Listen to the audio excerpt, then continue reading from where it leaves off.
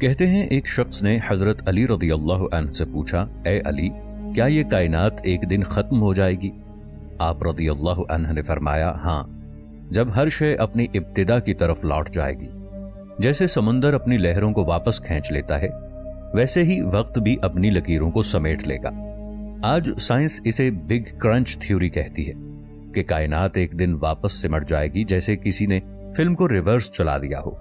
اور یہ بات حضرت علی رضی اللہ عنہ نے اس وقت کہی جب انسان ابھی آسمان کو بھی مکمل نہیں جانتا تھا۔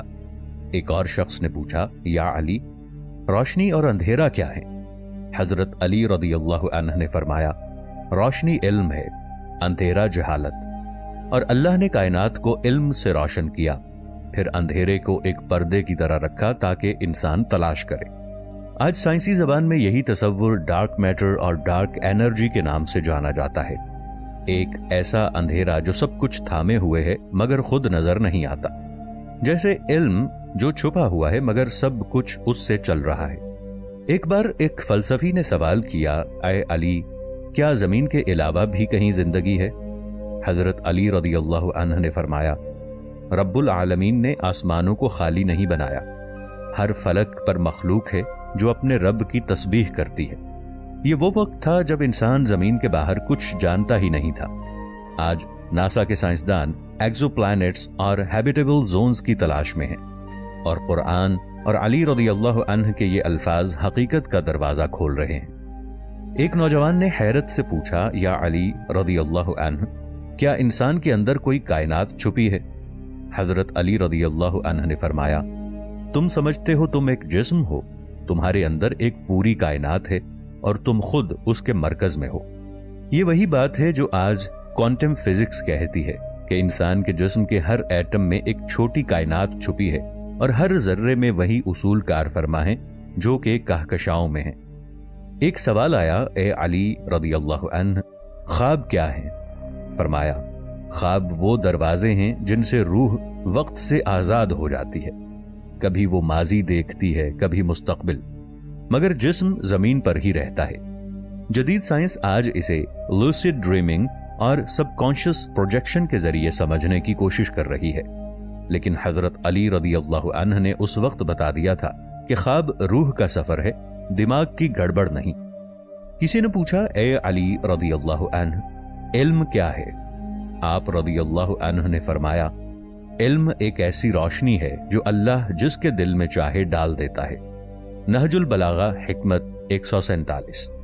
یہ بات آج نیورو سائنس کی انسپریشن تھیوری سے قریب ہے کہ کچھ لمحے ایسے ہوتے ہیں جب دماغ میں غیر معمولی برقی بہاؤ آتا ہے اور انسان اچانک کوئی بڑی بات سمجھ جاتا ہے، جیسے کوئی روشنی اندر سے جاگ اٹھے۔ کسی نے پوچھا، یا علی رضی اللہ عنہ، سب سے بڑی بیماری کیا ہے؟ آپ رضی اللہ عنہ نے فرمایا، دل کی سختی، کیونکہ جب دل پتھر بن جائے تو نصیحت اثر نہیں کرتی۔ غرر الحکم، یہ روحانی جملہ آج سائنسی معنی رکھتا ہے۔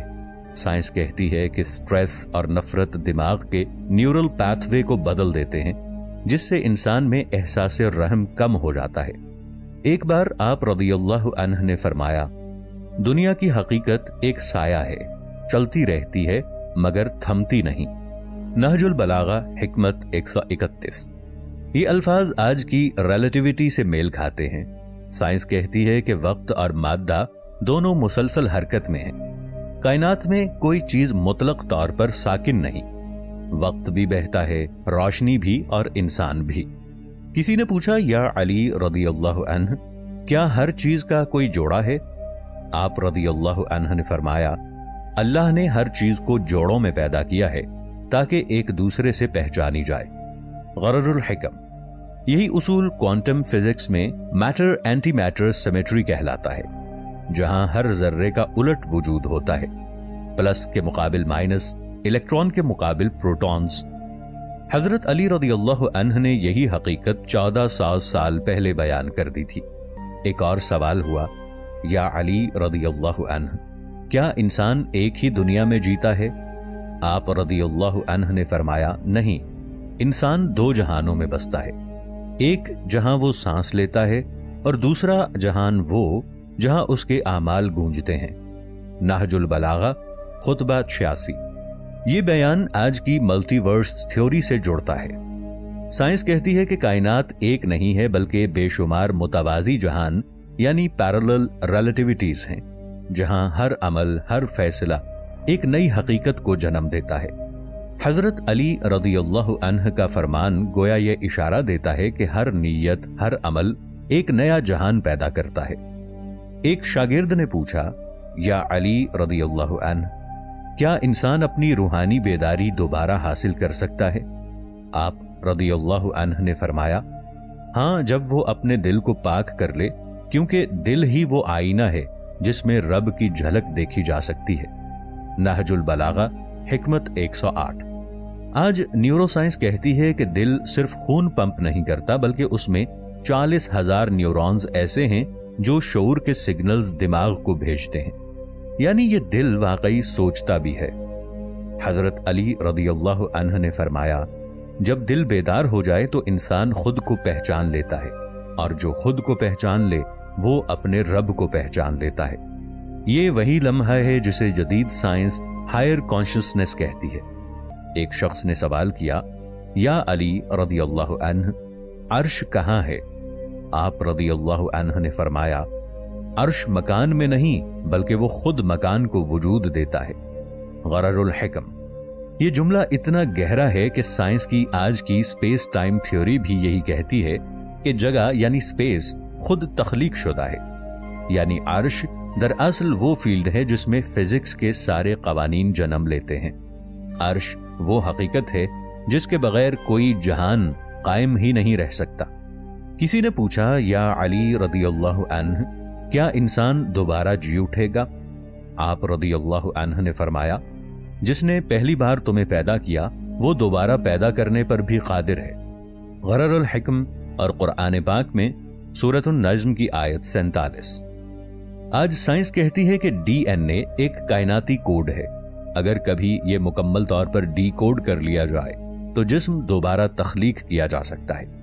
یہ بات قرآن اور حضرت علی رضی اللہ عنہ کے فرمان دونوں کے کلام سے میل کھاتی ہے۔ خالق نے تمہیں ذرے سے بنایا اور وہ ہر لمحہ تمہارے ذروں کو زندہ رکھے ہوئے ہے۔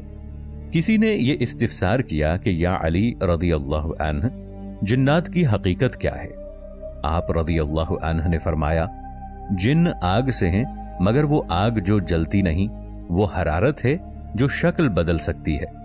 نہج البلاغہ قول نمبر 128 کے مطابق مفہوم یہ وہی بات ہے جو آج کی پلازما فزکس کہتی ہے کہ حرارت میں چوتھی حالت ہوتی ہے، یعنی کہ پلازما جو نہ ٹھوس ہے، نہ مائع، نہ گیس، بلکہ خالص توانائی ہے۔ جنات شاید اسی توانائی کے نظام سے وابستہ مخلوق ہیں جو ہمارے درمیان موجود ہیں، مگر مختلف فریکوینسی پر، یعنی ہم انہیں نہیں دیکھ سکتے کیونکہ ہماری آنکھ صرف ایک محدود لائٹ سپیکٹرم کو پہچانتی ہے۔